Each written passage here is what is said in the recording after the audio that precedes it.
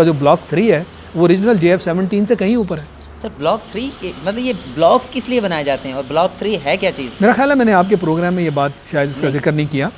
इसको कहते हैं ब्लॉक बिल्डिंग अप्रोच। अच्छा। और कुदरती बात है, मेरा अपना चूँकि बैकग्राउंड F-16 का था जब मैं इसका चीफ़ प्रोजेक्ट डायरेक्टर बनाया गया, तो पहले दिन से ये अप्रोच जो थी ये मेरे बैकग्राउंड में थी कि जब F-16 हम लेकर आए थे तो ब्लॉक बिल्डिंग थी ना। हमने जो वहाँ फ्लाई किया वो ब्लॉक 5 था और जब हम पाकिस्तान ला रहे थे 6 महीने के अंदर ब्लॉक 15 बन चुका था, तो हम ब्लॉक 15 लेकर आए।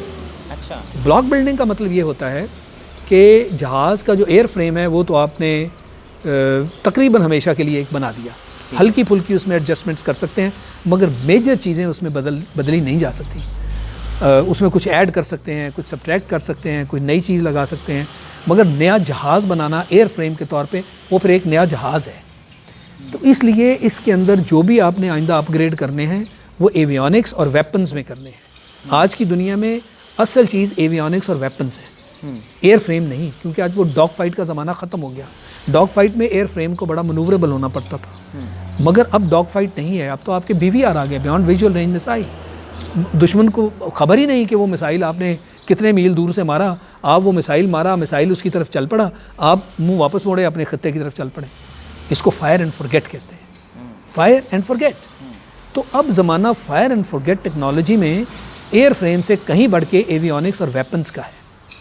इसमें हर 5 साल बाद अगर आप इनको रिव्यू करें, टेक्नोलॉजी इलेक्ट्रॉनिक्स में आपको पता है कि कंप्यूटर्स का क्या हाल है, आपके टेलीफोन्स का क्या हाल है। 5 साल में वो टेलीफोन ही नहीं रहता, वो इस काबिल नहीं रहता कि आप उसको इस्तेमाल कर सकें। इलेक्ट्रॉनिक्स है ना ये। इसी तरह आपके वेपन्स हैं, स्मार्ट वेपन्स, जो कि इतने काबिल अब हो गए कि आज से अगर 5 साल पहले के वेपन्स देखें, 10 साल पहले के वेपन्स, तो आज के वेपन्स उससे कहीं आगे चले गए। वो कितने पोटेंट वेपन्स बन गए, कितने मौसर वेपन बन गए। तो हम इसे कितने ब्लॉक तक लेके जाएंगे? हाँ, ये वो चीज़ है जिसके तहत आप जब एवियनिक्स और वेपन्स अपग्रेड करते हैं तो एक और ब्लॉक बन जाता है। अच्छा। तो अगर F-16 जो आपने लेटेस्ट ख़रीदा वो ब्लॉक 52 था। अब आप देख लें कि आज भी वो फ्रंट लाइन जहाज़ों के साथ नहीं खड़ा। तो हमारा जो sir JF thunder first block था या 3 ब्लॉक था, उसमें कितना जंप आया? बहुत बड़ा जंप है। अब वो सारी टेक्निकल चीज़ें मैं आपको कैसे समझाऊँ। उसके अंदर वेपन्स बदल गए, उसके अंदर एवियनिक्स बदल गई, उनकी कैपेबिलिटी बदल गई, उसके अंदर जहाज़ की ओवरऑल पोटेंसी कितनी बदल गई, बढ़ गई। तो ये ब्लॉक बिल्डिंग का मतलब है ब्लॉक्स के जंप जो लगते हैं इसकी कारकर्दगी में, इसको ब्लॉक बिल्डिंग आप कहते हैं। तो इसीलिए मैंने आपसे कहा जनरली आप ये समझ लें कि जो ब्लॉक 3 है ये उस ब्लॉक 1 से कहीं ऊपर चला गया। ब्लॉक 1 में JF थंडर की क्या स्पीड थी? नहीं, स्पीड की बात ना करें। देखिए, आप उन चीज़ों की बातें कर रहे हैं कि जो कि मैं इनको टेक्निकल नहीं समझता। सही। कि उन चीज़ों का जिक्र जो मैंने आपसे किया कि अब तो एयर फ्रेम को भी बैक सीट मिल गई। आज जो बड़ाई जहाज़ की है वो उसके एवियनिक्स और वेपन्स के साथ है, क्योंकि आपके एयर टू ग्राउंड वेपन्स भी जो हैं वो BVR हो गए, beyond visual range of set, उनको आप समझ लें स्टैंड ऑफ वेपन्स हैं। हमने जो पिछली मरतबा बॉम्ब गिराए अपने एरिया में थे, हमने बॉम्ब गिरा दिए जो दुश्मन के इलाके में जाके ज़मीन से टकराए और उन्होंने टारगेट उनके तबाह कर दिए। ये एक्यूरेसी है, उसको कोई गाइड भी नहीं कर रहा, बस उसको टारगेट दिखाया और फेंक दिया। ये मतलब मीलों की अब बात करें, अब आपको वहाँ नहीं जाना पड़ता बॉम्ब गिराने के लिए। ये सारी आपकी एवियनिक्स और आपके वेपन्स का कमाल है। इसलिए एवियनिक्स और वेपन्स मिला के एयर फ्रेम से कहीं ज़्यादा अहमियत हासिल कर चुके हैं। तो इस नज़र से आप देखें ब्लॉक्स को, तो जूँ इनमें तरक्की आती जाएगी इलेक्ट्रॉनिक्स में और हथियारों में, ये आपके ब्लॉक जो हैं ये आपको आसमान की तरफ लेते जाएंगे और जो लेटेस्ट जहाज़ हैं उनके साथ खड़े होंगे। तो आगे ब्लॉक्स बनेंगे JF थंडर के? बिल्कुल, ये तो ब्लॉक हम तो 5th जनरेशन की तरफ जा रहे हैं सर। वो एक और जहाज़ है, प्लीज़ उसको इसके साथ कंपेयर ना करें। जैसे F-16 जब आया था, ये पैरेलल हैं, 5th जनरेशन का इसके साथ ताल्लुक ना जोड़ें। ये पैरेलल मामले हैं। इसको 4th जनरेशन जैसे आज भी अपग्रेड है, ये जो नाम लिए जा रहे हैं, रफाल है, ग्रिपन है, यूरोफाइटर है, ये सारे 4th जनरेशन के जहाज़ हैं। बिल्कुल। मगर अभी तक ये पूरी तरह बिके भी नहीं और इनमें इम्प्रूवमेंट चल पड़ी है। तो इसलिए इनको आप 4th जनरेशन में दूसरों से के साथ कंपेयर करें। और 5th जनरेशन अभी तक जैसे मैंने आपसे कहा कि सिर्फ 3 मुल्कों ने बनाया है, अमेरिका, रूस, चीन, पाकिस्तान चौथा मुल्क, तुर्की भी है इस रेस में शामिल है। वो तो ख़रीदना चाहता है ना मेरे ख्याल में। तुर्की JSF-35 अमेरिका से ख़रीदना चाहता है, पाकिस्तान बनाने जा रहा है। तो ये बड़ा फ़र्क है। पहले भी जो हमने JF-17 बनाया, कितने मुसलमान ममालिक हैं जहाँ ये टेक्नोलॉजी कोई भी नहीं है, जैसे न्यूक्लियर वेपन में कोई नहीं था, इसमें भी इब्तदा हमने की। बल्कि दुनिया में वो 4-5 मुल्क हैं जो जहाज़ बनाते हैं और उसमें हम भी शामिल हो गए। आज 5th जनरेशन में इन 3 मुल्कों के बाद चौथा मुल्क आप शामिल होने जा रहे हैं। सर ये 5th जनरेशन रूस, अमेरिका और आपने बताया चीन ने बना ली है, यस, हम बनाने जा रहे हैं। Yes. हमने रकबा भी ख़रीद लिया, हमने एक सारा उसका site भी- इंफ्रास्ट्रक्चर ले डाउन कर लिया। इंफ्रास्ट्रक्चर भी बन गया। लेकिन क्योंकि अभी हमने इस पर काम शुरू करना है, लेकिन ये 5th जनरेशन जहाज़ क्या चीज़ है इस वक्त या होगा, इसका थोड़ा सा बताएं सर। देखें, जब F-16 आया था ना, तो उसकी खूबी हम इस तरह बयान करते थे कि ये फ्लाई बाय वायर सिस्टम होगा। अच्छा, फ्लाई बाय वायर यानी ये सिग्नल्स के ज़रिए फ्लाई होगा। इसमें वो आपके कंट्रोल्स, वो पुश रॉड्स और वो कंट्रोल सरफेसेस और उनको कंट्रोल करना मैकेनिकली, ये नहीं होगा।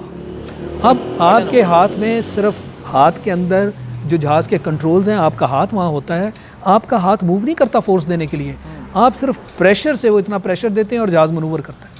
ये है फ्लाई बाय वायर। सही, और इसी कॉन्सेप्ट पे हमने JF-17 बनाया, फ्लाई बाय वायर। ठीक, आप समझ गए। इसी तरह जो अब अगला जहाज़ है, एक तो ये कि वो स्टेल्थ है, उसकी खूबी कि वो रडार्स के ऊपर नज़र ही नहीं आएगा।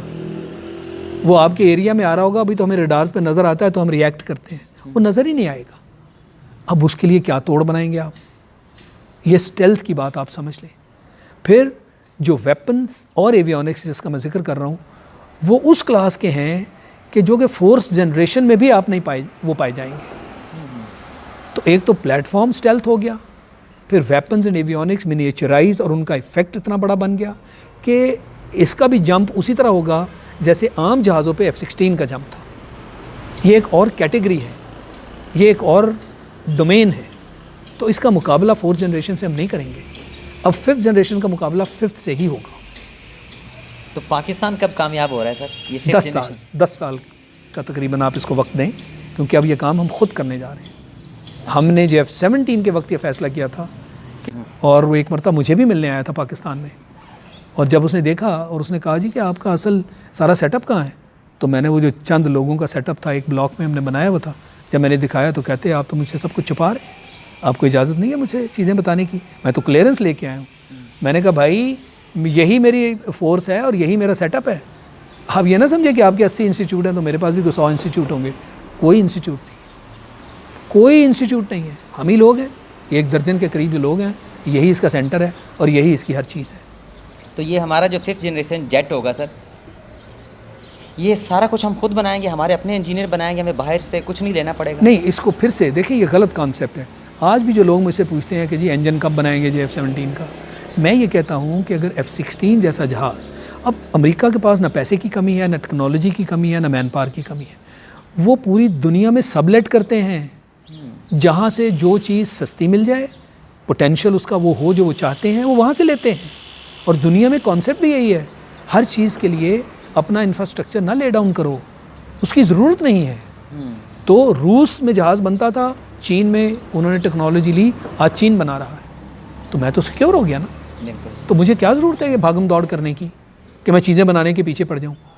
तो और जो ब्लॉक बिल्डिंग का मैंने कॉन्सेप्ट आपको बताया, आपसे मैंने बात की है ब्लॉक बिल्डिंग की, और उसके अंदर फिर ये भी कॉन्सेप्ट है कि दुनिया भर में जो चीज़ें जहाँ से मिलेंगी हम उनको लेके लगा सकते हैं।